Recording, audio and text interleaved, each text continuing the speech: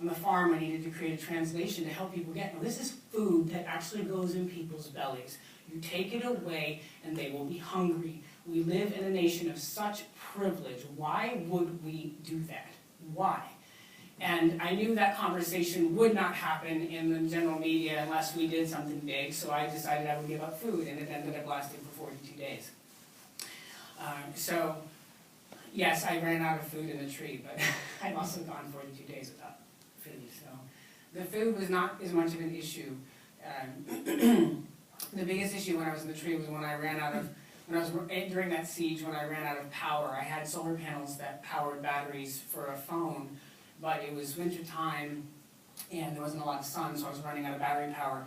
And I was 2.5 miles away from anyone who cared whether I was alive or dead. And so my bigger concern than food was actually communication. But we ended up being able to pull off a resupply through a bunch of creativity and direct action. We ended up on day 8 being able to pull off a resupply and get me some battery power. So that actually was a bigger concern for me. Thank you. Yes? Who was your help on the ground? Who was my help on the ground? It was amazing. So in the beginning it was very ragtag, and who knew who was going to show up at what time. There was no real team. One of the times I ran out of food, all I had left was dried apple rings. Because one of the community members that was being impacted by the logging was a family that grew organic apples and had an organic apple farm. But the clear cutting on these hillsides, the redwoods are part of the temperate rainforest, so it rains a lot in the wintertime. When you cut down nature's capacity to hold the hillside up, it slides away. And this town started having floods every single year, and before it had only been like every 15 years that they would have a flood, and now they're having a flood every single year. And they went with poles into their rivers, and the original bottom of the riverbed is like 7 and 8 feet below the sediment of what's washed down from these clear cuts.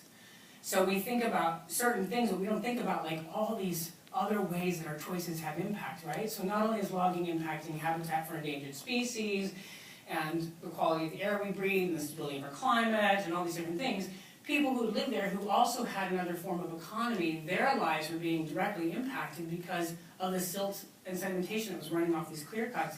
That 7 feet, the original riverbed is 7 feet below sediment runoff. So of course they flood every year because the riverbed has raised so high. So one of those families actually sent me a huge bag of dried apple rings because they were glad of what I was doing as well. So there was this point in time where I ran out of food and all I had left was dried apple rings. And there was this one day where this person showed up at the base of the tree and they yelled, "Julia, we brought you supplies!" And I was so excited. I was like, oh, finally! I'd been eating dried apple rings and that was it for like 5 days. I was so ready for something besides dried apple rings. And you have to understand, like, to get supplies, I have to maneuver the bag. And the bag has to be able to get through branches that it can get back up with supplies in it.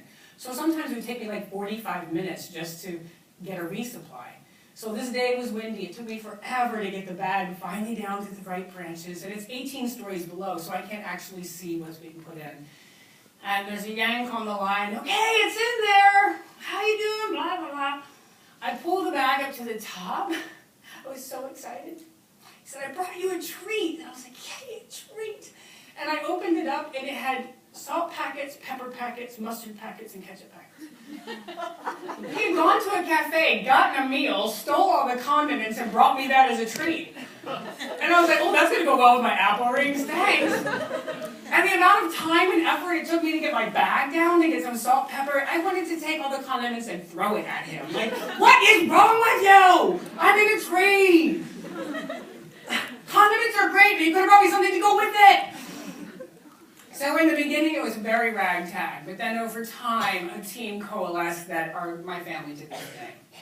I tell people all the time, like, I was only able to do what I did in direct relationship to the effectiveness of my team that showed up. And we became a very cohesive team. So not only were the guys who were hiking up food and supplies and packing things out, but also the people who answered the mail and answered the phones and answered the emails and dealt with the media. All those things that were part of the success was directly related to a phenomenal team. The last year there was about 6 of us that were at the core, who we all had this unique position on the team. And part of what was great was that we we reached a point where we were no longer freaking out on power dynamics. We were all clear on what our unique contribution was and how to work together as a team. And we just empowered each other as team members instead of trying to like jostle for power or energy. And when we reached that point, it was so motivating and inspiring for me. Because unfortunately, for much of the beginning of the tree sit, people who were getting involved were starting to get involved because I was starting to get famous. And I was in a tree. I couldn't pick who I was working with and who I wasn't working with. I just had to work with whoever showed up. And there was a lot of dysfunction that showed up because that's what happens in our society. When power shows up, our dysfunction shows up. And we have part of the work that I've learned in my life is about how to deal with our own stuff while we work on the stuff of the world.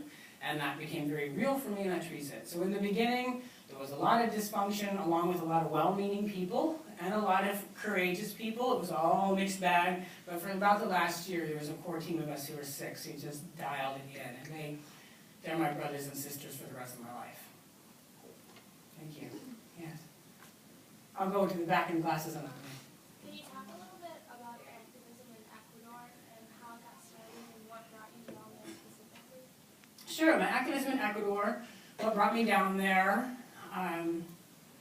So what happened is that pretty much since coming down from Lunar, my work, as I feel called, is to use the attention and energy around me and leverage that for all the good people doing all the good work in the world.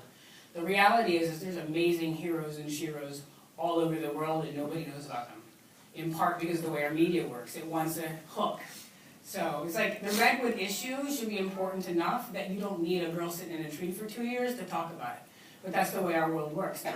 So the same is true for all these issues all over the world where these phenomenal people are giving so much to make our world a better place and no one knows. So I really have felt that that's been my next form of my tree sit for all these years has been about trying to help leverage that attention and awareness for others. So what happened in Ecuador was one of the allied groups I work with, Amazon Watch, who is extraordinary. If you're interested in work in the rainforest in South America, I highly recommend Amazon Watch. And they contacted me and said, hey, Julia, there's some young people, young Ecuadorians who've been trained to do tree sits. And one of the foreign groups that came in as an allied group actually brought your book. I have a book called The Legacy of Luna. It's about my time in a tree. And for those of you who are like questioning it, it's printed on 100% post-consumer waste recycled paper. No trees were cut down in the making of the book. They talk about the importance of trees, just in case you were wondering. So it turns out my book is in the trees with these Ecuadorians, but it's the English version. And so whenever, I was told by Amazon Watch, whenever there was a bilingual speaker there, they would have them reading my book. And that some of the Ecuadorians had said, we would love if Julia would come.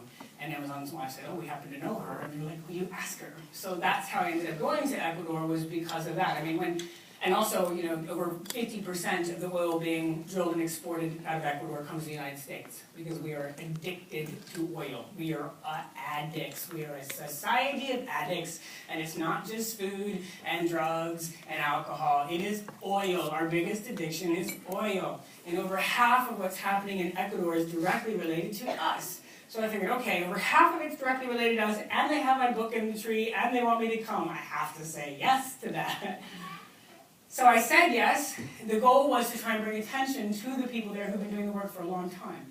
In places like this in the Amazon, the challenge is families get involved, fighting to literally save their own lives.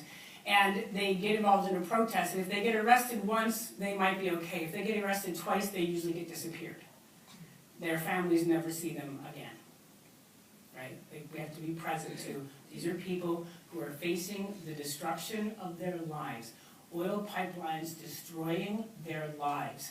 And they are trying to say, please stop. This is my life you're destroying. If they get arrested once, they're usually okay. If they get arrested twice, they are never seen or heard from again. For me, that's very deep and profound.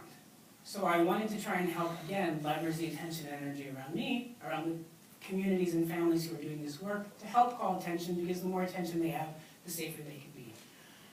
So I got to Ecuador. It was very funny.